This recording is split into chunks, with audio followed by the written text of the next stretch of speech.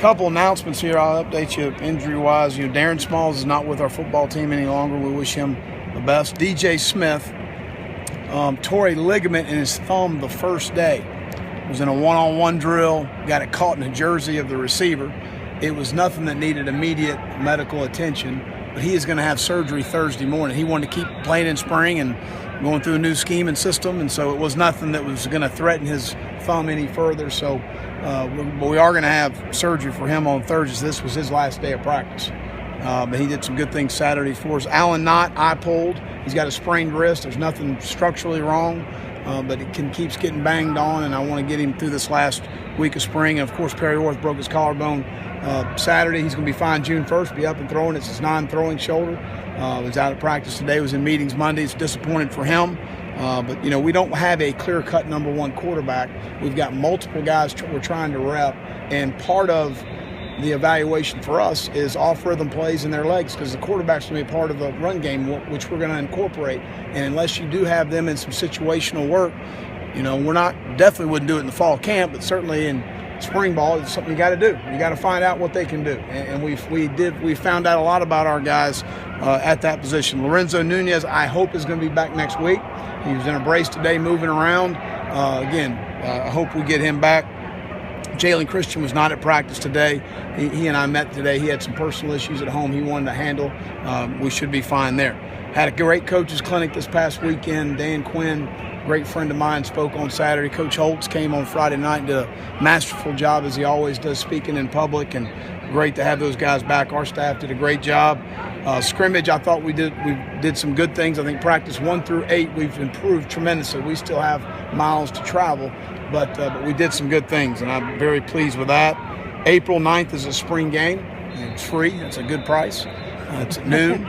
But we've got an alumni game. We've got over 90 lettermen signed up to come play at a kickoff at 11 o'clock.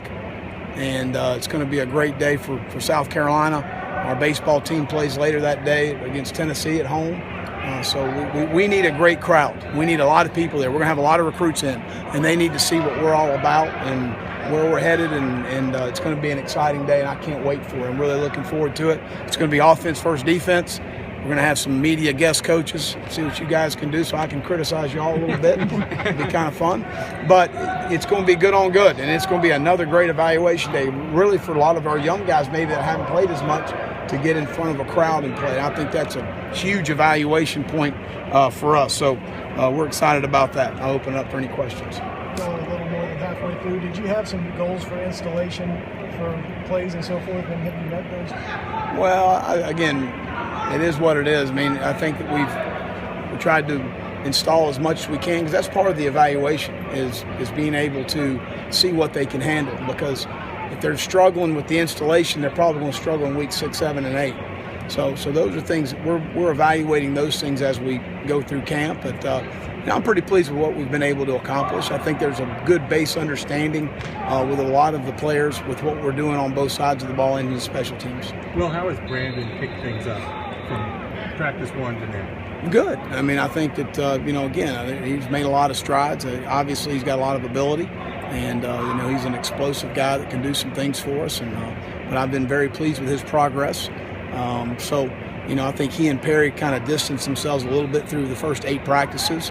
That's not fair for Lorenzo. That's why we're going to carry the competition to August, because, Lorenzo hasn't had really an opportunity to compete, and Connor's done some nice things as well. So we're kind of whittled it to 4 guys right now, and that's where we are. And we'll continue to move forward, and Connor will get some reps for the first group, and Brandon will continue to rep, and Michael Skarnecki will rep as well, and hopefully get Lorenzo back next week. With Perry, he just hit the ground hard at a scrimmage. Yeah, just a tackle just came. Wasn't anything that was just kind of got rolled up on, and it's unfortunate. But again, you go back and second guess yourself. And the situations, we found out a lot last Saturday and found out even more this Saturday. Perry was having an outstanding scrimmage. That's what's disappointing as much as anything. But again, he's not lost for the season. He's going to be back June 1st directing our football team, and I'm excited about that. Were you hoping not to carry the quarterback competition into the fall, or that's something that you anticipate with practice? Well, again, in a perfect world, you love for somebody to step forward and really take in charge. And again, the guys have done some really good things, so I don't want to get in a situation we don't think we've made some progress at the position. We've got to continue to evaluate it. and we're going to do that going into August.